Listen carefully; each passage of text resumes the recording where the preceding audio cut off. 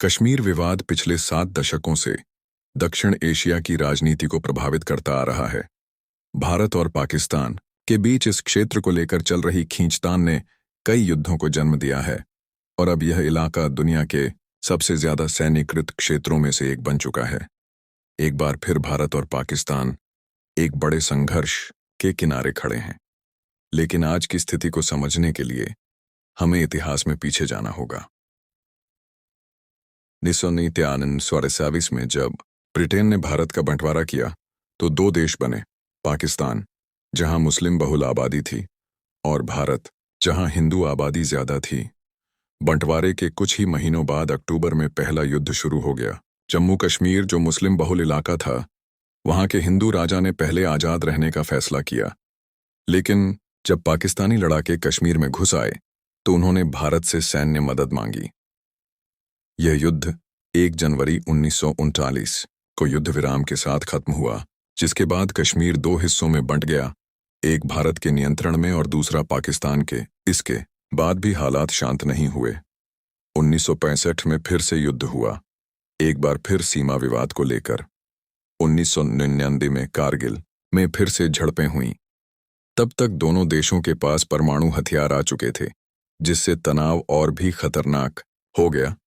इसके बाद से लगातार दोनों देशों के बीच तनाव बना रहा। भारत ने पाकिस्तान पर आतंकवादियों को समर्थन देने का आरोप लगाया, जिसे पाकिस्तान लगातार नकारता रहा है। 2008 में मुंबई हमला, जिसे भारत का 9/11 कहा जाता है, सबसे बड़ा और खौफनाक आतंकी हमला था। समुद्र के रास्ते आए 10 बंदूकधारियों ने 4 दिन तक शहर को दहला दिया, जिसमें 166 लोगों की जान गई। यह हमला पाकिस्तान से जुड़ी आतंकी संस्था लश्कर-ए-तैयबा से जोड़ा गया। हाल ही में एक और हमला हुआ, इस बार भारत नियंत्रित कश्मीर में, जो कि एक लोकप्रिय पर्यटन स्थल है। हमले में 26 लोगों की जान चली गई। एक बचे हुए व्यक्ति ने बताया कि हमलावरों में से एक ने कहा, यह जाकर मोदी को बता देना। यह हमला साफ तौर पर भारत को उकसाने के लिए किया गया था।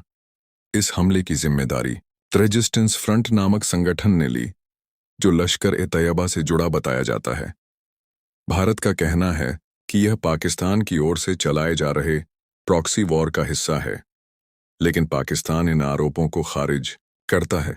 भारत का कहना है कि उसने संयमित तरीके से जवाब दिया है, लेकिन जब उसने पंजाब, पाकिस्तान के अंदर आतंकी ठिकानों पर हमला किया तो इस्लामाबाद ने इसे युद्ध की कार्रवाई बताया। सबसे बड़ा खतरा यही है। परमाणु हथियारों से लैस 2 देशों के बीच अगर तनाव बढ़ता गया तो पूरी दुनिया पर असर पड़ेगा। पाकिस्तान के पास लगभग 170 न्यूक्लियर वेपन्स हैं और भारत के पास 164। भले ही अभी तनाव कुछ समय के लिए शांत हो जाए, लेकिन कश्मीर विवाद की जड़ें औपनिवेशिक इतिहास से जुड़ी हुई हैं और जब तक वो सुलझाई नहीं जाती, ये संघर्ष कभी भी दोबारा भड़क सकता है। कश्मीर विवाद पिछले 7 दशकों से दक्षिण एशिया की राजनीति को प्रभावित करता आ रहा है। भारत और पाकिस्तान के बीच इस क्षेत्र को लेकर चल रही खींचतान ने कई युद्धों को जन्म दिया है और अब यह इलाका दुनिया के सबसे ज्यादा सैन्यीकृत क्षेत्रों में से एक बन चुका है। एक बार फिर भारत और पाकिस्तान एक बड़े संघर्ष के किनारे खड़े हैं। लेकिन आज की स्थिति को समझने के लिए हमें इतिहास में पीछे जाना होगा। 1947 में जब ब्रिटेन ने भारत का बंटवारा किया तो 2 देश बने, पाकिस्तान जहां मुस्लिम बहुल आबादी थी और भारत जहां हिंदू आबादी ज्यादा थी। बंटवारे के कुछ ही महीनों बाद अक्टूबर में पहला युद्ध शुरू हो गया। जम्मू कश्मीर जो मुस्लिम बहुल इलाका था, वहां के हिंदू राजा ने पहले आजाद रहने का फैसला किया, लेकिन जब पाकिस्तानी लड़ाके कश्मीर में घुस आए तो उन्होंने भारत से सैन्य मदद मांगी। यह युद्ध 1 जनवरी 1939 को युद्ध विराम के साथ खत्म हुआ, जिसके बाद कश्मीर 2 हिस्सों में बंट गया, एक भारत के नियंत्रण में और दूसरा पाकिस्तान के। इसके बाद भी हालात शांत नहीं हुए।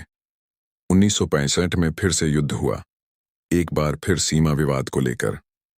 1999 में कारगिल में फिर से झड़पें हुईं। तब तक दोनों देशों के पास परमाणु हथियार आ चुके थे, जिससे तनाव और भी खतरनाक हो गया।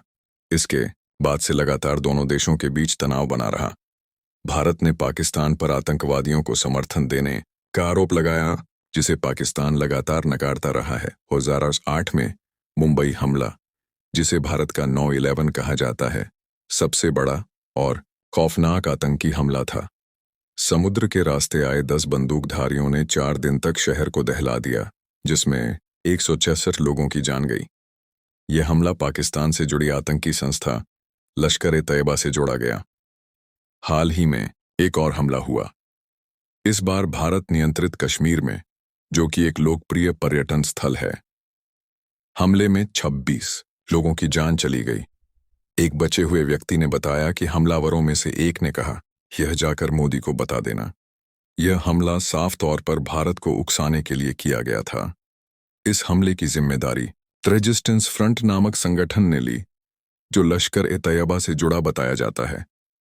भारत का कहना है कि यह पाकिस्तान की ओर से चलाए जा रहे प्रॉक्सी वॉर का हिस्सा है, लेकिन पाकिस्तान इन आरोपों को खारिज करता है। भारत का कहना है कि उसने संयमित तरीके से जवाब दिया है, लेकिन जब उसने पंजाब, पाकिस्तान के अंदर आतंकी ठिकानों पर हमला किया, तो इस्लामाबाद ने इसे युद्ध की कार्रवाई बताया। सबसे बड़ा खतरा यही है। परमाणु हथियारों से लैस दो देशों के बीच अगर तनाव बढ़ता गया, तो पूरी दुनिया पर असर पड़ेगा।